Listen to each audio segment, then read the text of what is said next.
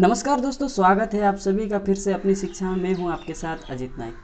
दोस्तों, हम सभी जानते और मानते हैं कि भारत की आज़ादी की लड़ाई में 1857 की क्रांति काफ़ी मुख्य थी। 1857 की क्रांति में जहां मंगल पांडे की भूमिकाओं को काफ़ी महत्व दिया गया था। दोस्तों, 1857 की क्रांति से भी पहले देश की आज़ादी के प्रयत्न से अंग्रेज़ों से युद्ध किया गया था, जिसमें आदिवासियों की भूमिका मुख्य थी। और 1857 की क्रांति में आदिवासियों की भूमिका प्रबल थी।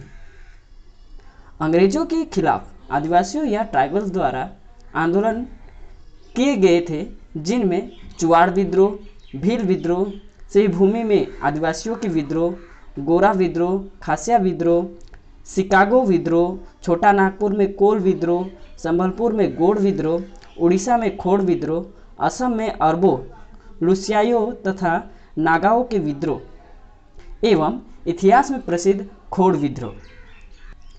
अगर बात करें 1857 की, तो इस समय भी अंग्रेज सरकार के खिलाफ आदिवासियों के द्वारा आंदोलन किए गए थे और यह युद्ध आदिवासियों के प्रमुख क्रांतिकारी नेता भीमा नाइक के नेतृत्व में हुआ था। जी हाँ दोस्तों, भीमा नाइक। दोस्तों, आज के वीडियो में बात करेंगे इसी एक क्रांतिकारी योद्धा के बारे में और जानेंगे इनके जीवन से जुड़ी कुछ जानकारिक बातों को और समझेंगे भारत की आज़ादी के प्रयत्न से उनकी भूमिकाओं को। भीमा नाइक का जन्म बड़वानी रियासत के पंचमोहली गांव में हुआ था, जो मध्य प्रदेश में स्थित है। मध्य प्रदेश के निमाड़ क्षेत्र में इस नायक ने 1840 से 1864 ईस्वी तक अंग्रेजों के विरुद्ध भीलों की क्रांति का नेतृत्व किया था। शुरुआती रूप से भीमा नाइक और उनकी टोली अंग्रेजों के प्रति भारी पड़ रहे थे। 1851 में उनको खासिया नाइक का सपोर्ट मिला, जो कि उस समय के प्रबल क्रांतिकारियों में से एक थे। खासिया नाइक को अंग्रेज सरकार ने विरोधी प्रतिक्रिया के खिलाफ हत्या के जुर्म में 1851 में गिरफ्तार कर 10 साल की सजा दे दी थी। उनकी गिरफ्तारी के बाद 1856 में भीमा नाइक ने ही टीम की अगुवाई की, खासिया नाइक के भरोसेमंद साथी के रूप में, और क्रांति को आगे बढ़ाई। अम्बापानी युद्ध में भीमा नाइक की महत्वपूर्ण भूमिका रही थी। अंग्रेज सरकार जब उन्हें पकड़ने में असफल हो गए थे, तब षड्यंत्र के अंतर्गत उनके ही किसी करीबी की मुखबरी पर धोखे से पकड़वा लिया गया और सजा के तौर पर काला पानी की सजा दे दी गई थी। 1857 की क्रांति के समय भीमा नाइक ने खरगोन स्थित होलकर सेना को पराजित कर उनके हथियारों को लूट लिए थे और सेंधवा से खानदेश जाते हुए ब्रिटिश खजाने को भी लूट लिया था, जिसमें 20 लाख रुपये थे। भीमा नाइक से लड़ने के लिए अंग्रेजों ने R.H. केथिगन्स को निमाड़ भेजा। R.H. केथिगन्स की बात करें तो वे एक इंस्पेक्टर थे जो ब्रिटिश एम्पायर के अंतर्गत काम कर रहे थे। उनकी टुकड़ी और भीमा नाइक की टुकड़ियों के बीच डाभा वानवाड़ी नामक पर्वतीय घाटी में पहली मुठभेड़ हुई, जिसमें क्रांतिकारी पराजित होकर जंगल में छिप गए थे।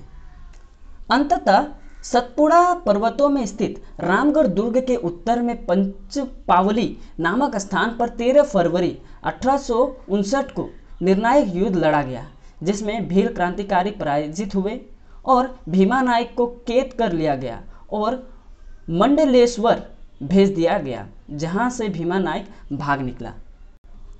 भीमा नाइक एवं उनके क्रांतिकारी साथियों ने मिलकर 22 अगस्त को विद्रोह कर दिया और भीमा नाइक को जिस जेल में कैद किया गया था, उस जेल में कब्जा कर लिया और जेल में रखे 7,669 रुपये 2 आने और 9 पैसे लेकर वहां से भाग निकले। लेकिन बाद में सभी क्रांतिकारियों को पकड़ लिया गया और उन्हें फांसी की सजा दी गई, जिसमें शेख मोहम्मद, हाजी जमील, दिल शेर खान, नरसिंह निहाल शामिल थे, जो कि क्रांतिकारी गतिविधियों को आगे बढ़ा रहे थे, भीमा नाइक को सपोर्ट कर रहे थे।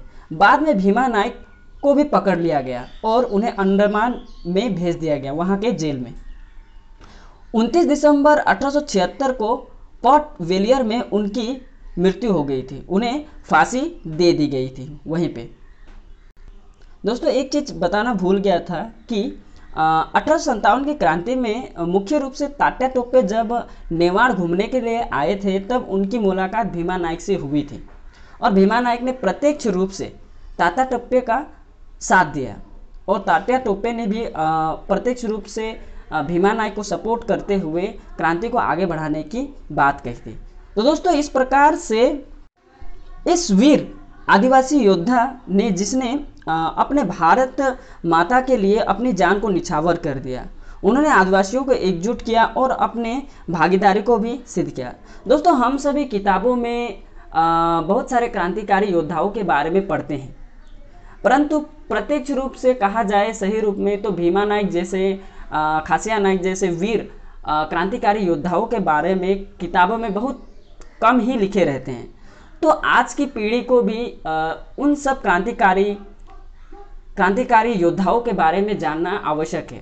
तो गवर्नमेंट के थ्रूली मतलब गवर्नमेंट को मैं कहना चाहूँगा कि प्रत्यक्ष रूप से हमें एजुकेशन को बढ़ाते हुए हमारे क्रांतिकारी योद्धाओं के बारे में भी उन्हें सिखाने हेतु किताबों में उन्हें अनुयायी रूप में छापना चाहिए।